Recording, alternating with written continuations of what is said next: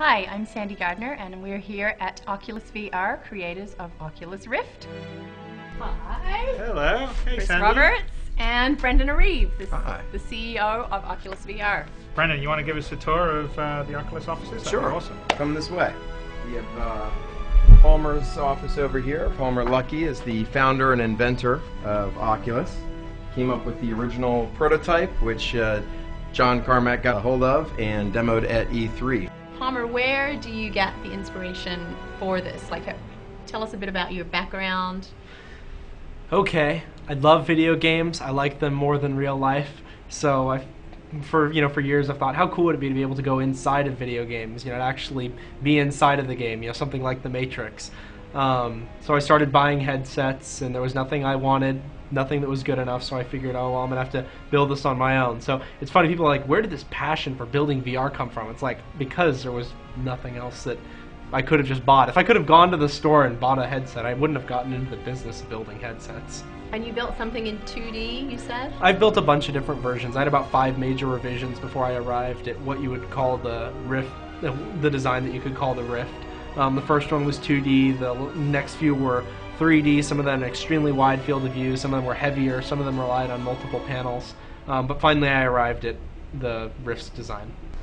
Yeah, so each Rift prototypes begins life as a bunch of foam core pieces and electronic parts, and we put them together and they come out something like this with a control box. So, And you have some designs over there of yeah, industrial future design. We are exploring the design of the Rift and what it could be, and we're really excited about the future design of this product. Awesome. And this is not what we're actually shipping. This is a prototype of the developer kit. So the developer kit that we're shipping is made in China, not here in Irvine, California by Matt. I think it would take you a while to make 10,000 of these, huh? I need some help. My background is industrial design, and I'm helping Oculus explore the design of the product itself, how it looks, how it functions, and how it fits onto the face. And I see that this foam, this is kind of like for skiing or snowboarding. Yeah, that's right. So the current prototypes, we're making them based on like a snowboard goggle or a skiing goggle. And actually the overall shape is really a good start. It's a good shape for the face, and the foam is really comfortable, and it gives a nice familiar fit. Yeah, it's actually, and it's super light. Right? Yeah. The foam core that we're making the structure out of is a terrific modeling material that's easy to work with and really lightweight. And it allows us to explore a lot of different options on the Rift as well. We have some other developers over here. Joe. Guys. Can you tell everybody what you do? Sure, yeah, I'm one of the product leads here at Oculus, and I pretty much handle a lot of the product marketing, some of the product development, and just however we engage with the folks that are really looking to get their hands on one of these things. So they basically, you guys had a really good CES. It was insane. It was so humbling. We started off the mornings kind of on schedule, but then it started double booking, triple booking. It was insane. I can't believe how many people are interested in VR again, and it's incredibly reassuring to us about what we're trying to do here at Oculus. So it's great. They won a bunch of awards. Right. Nikolai is working on web development. This is Lee. Lee just recently joined us actually, and diving into some of the SDK. What do you think so far? Yep, it's looking good. Andrew over here. Andrew's working on the Unreal integration. So we have Unity and Unreal that we're going to be working with, and out-of-the-box integrations with both engines. So this is Chris over here. Chris is doing some different printing using the 3D printer. He builds a lot of our prototypes, does the electronics for it, so doing all kinds of soldering and configuration. And we have Mike is in here. Say hi. Mike's responsible for the core SDK here. Here's where we have all the toys.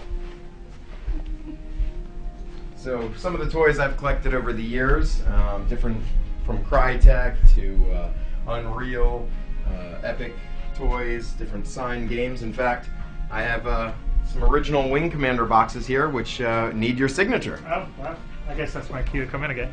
All right. Honored to have your signature. Thank you.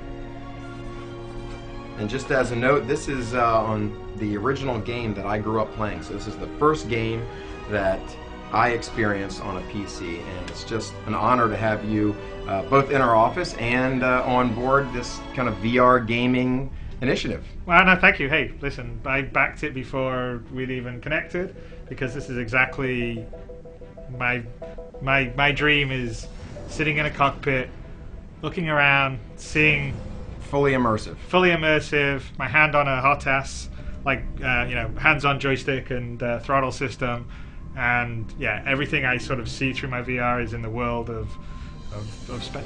And, we gotta make it happen. We're gonna make it happen. So essentially, the Rift is a single LCD panel, a lot like this one, but much smaller.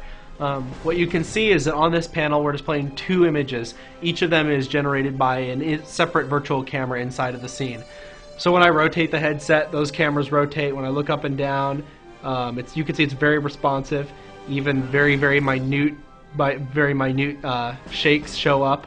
We're sampling at 1,000 hertz and doing our own sensor fusion algorithm that provides some really great results from our accelerometer, magnetometer, and gyroscope. And then in front of each half of the screen you have a high magnification aspherical lens. Well, technically an aspherical lens. The reality is that it doesn't do a very good job of remaining in asphere, which is why we have the warping. One of the really interesting things about these lenses is the way that they work is as you get more towards the edges, they actually stretch pixels out more. So in the center of the screen, you have more pixels than you do at the edge of the screen, which is actually a more natural allocation of resources, just like the way your eye works. When you look at a standard monitor, this is what you're really looking at most of the time. But all these pixels out here, there's this exact same density as they are here. They're essentially being wasted. So that's one of the reasons we're able to get away with such a low resolution in the current developer kit, because it's actually taking a lot of those pixels and putting them into the center of the image where they're going to matter the most. Well, it is extremely accurate. We're using our own sensor that we developed. It uses a gyroscope and an accelerometer and a magnetometer, updating at a rate of about 1,000 hertz. We developed it ourselves to minimize latency and maximize accuracy, because you really need to push this hardware as fast as it can go to give a good VR experience. You can't say, oh, we're just going to run it at 60 hertz or 100 hertz, because that's what's acceptable for maybe mobile phone use or a typical game console use case. It's not going to work for VR. I can't trick it. In Star Citizen, you'll actually be able to be in a virtual representation of the cockpit. That'll be a really fantastic experience, I think. One really cool use case would be to have a throttle and a joystick, and then have in the game the throttle and the joystick in the same place, so that you can actually have your hands matching up to what they're doing in the game and actually be feeling these virtual objects actually in your hands as if they exist. So we're looking at the possibility of us working with Chris to create something.